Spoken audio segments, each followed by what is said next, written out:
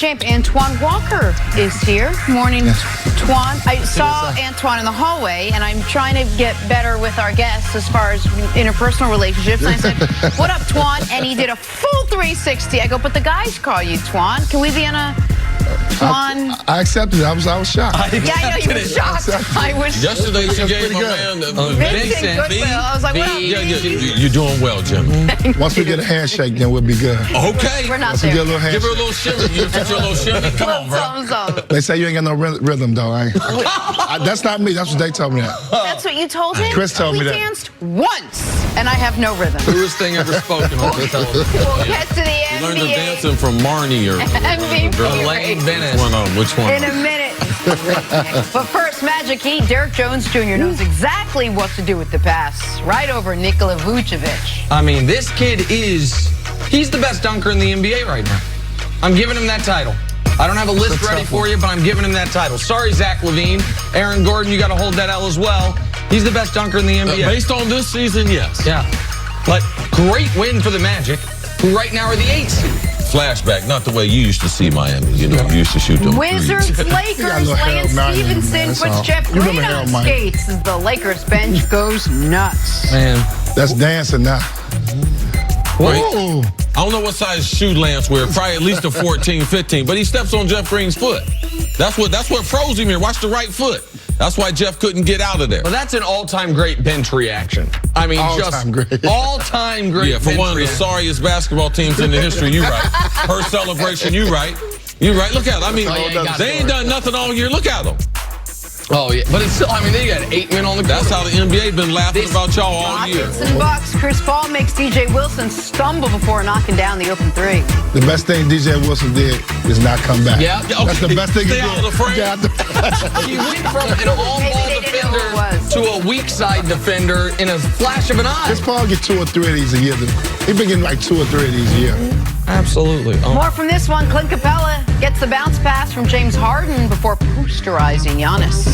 Now, listen, I know this was not a good game for the Rockets last night. One thing the Rockets should, I think, be optimistic about if this is the NBA Finals, which it could be if something happens with Golden State.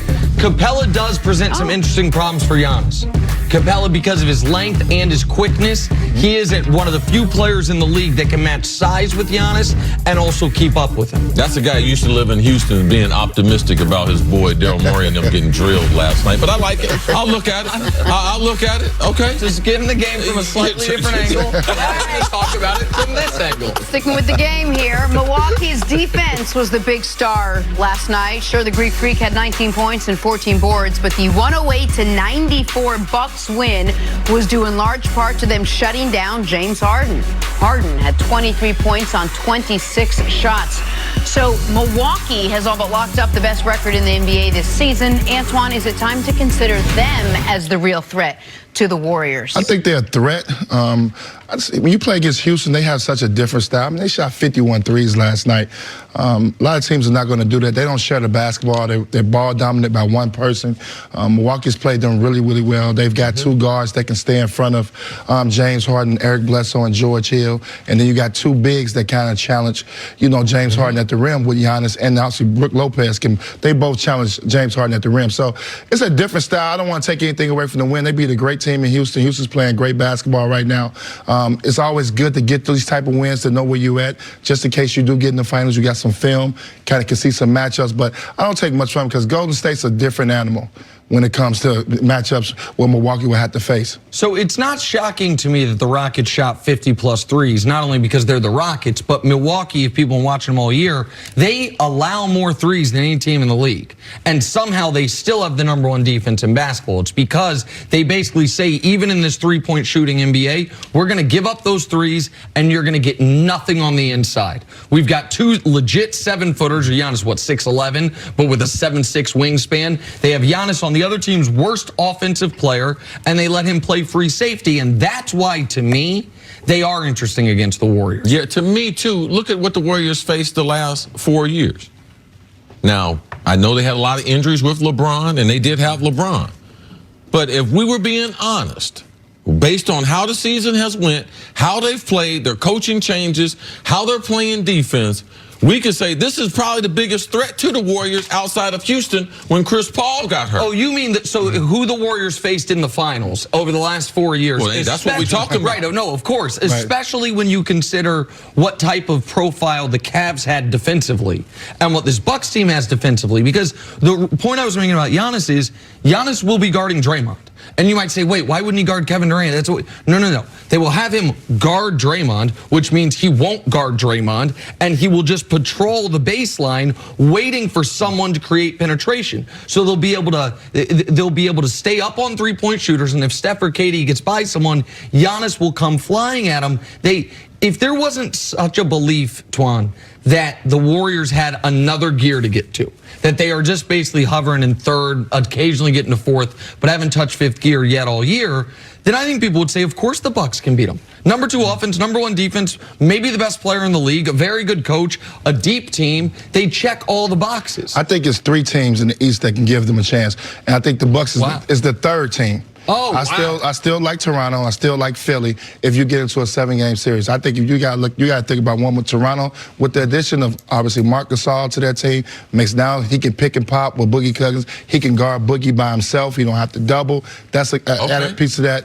You got to think about too as well. They added Jeremy Lin, another guard that makes Steph Curry have to work. Jeremy Lin's not that bad. Now you got 3 guards that you can throw at Steph. They've got more personnel, and then obviously you look at Philly. Philly's starting 5 could be obviously. I believe they're the best in the league, and they pose difference. That's when Jimmy Butler comes into play and Tobias Harris. When you get into a series, it becomes different. They didn't have nobody that can guard Joel Embiid. He gives Cousins fits. You think Philly's starting 5 is better than the Warriors starting 5? That's tough. No. I'm not going to disrespect. So best starting 5 in the East is what you're saying. Yes. I got you. But I just think those 3 teams all give Golden State, compared to what we saw in the past, the last 4 years, obviously LeBron got 1, and they got dominated the last 2 years.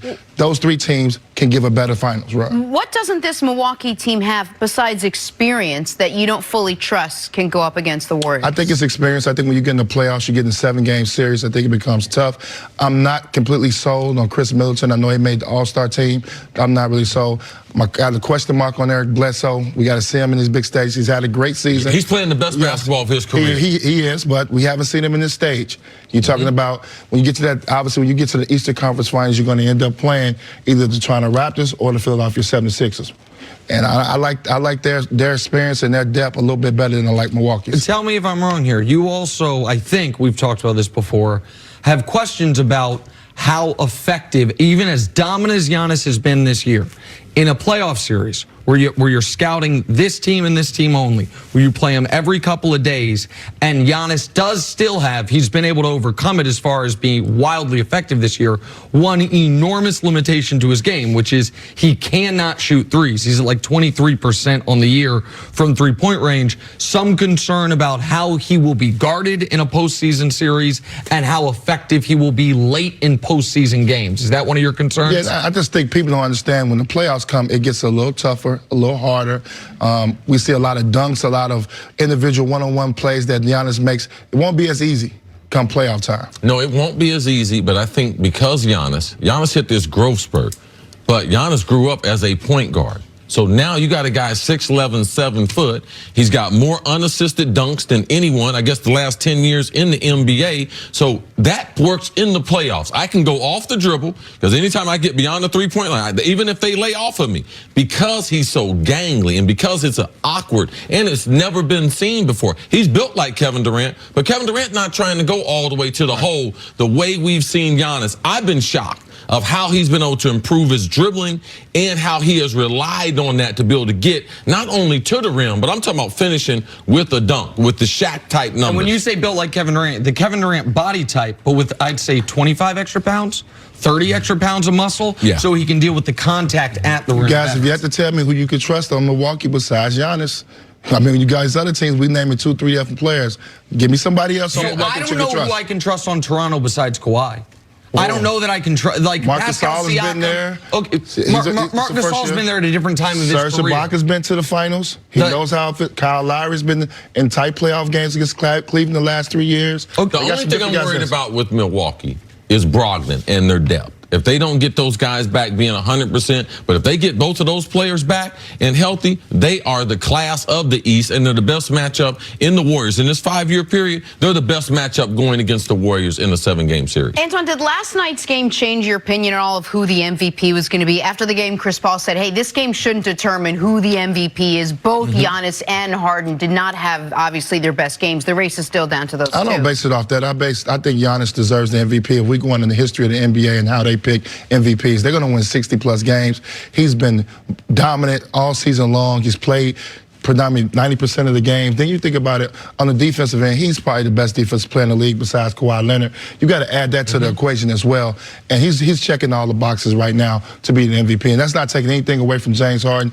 But the thing about James Harden, for the MVP you know, no, I'm not taking anything away from what he's done this season. I understand the scoring and how it's been amazing and how he's carried that team. But you got to reward Giannis when you think about 65 wins and they kind of pieced that team together. We've seen Harden do this before, not at the level of 36 a night, but we've seen him dominate like that. And if Giannis and them didn't have all those plus 10-point wins, he'd be averaging 30 points a game because he's sitting a lot of times in the fourth quarter too. There's two ways to look at that. One is the Rockets, they haven't been blowing people out the way the Bucks have. They have needed every single one of Harden's points. But the other way to look at it is exactly what Chris said, which is the Bucks have 43 double-digit wins this year. 43 double-digit wins. So how much is Giannis's stats being impacted by we're up 16 with 5 minutes left, so he's not getting an extra 2 or 3 points per game?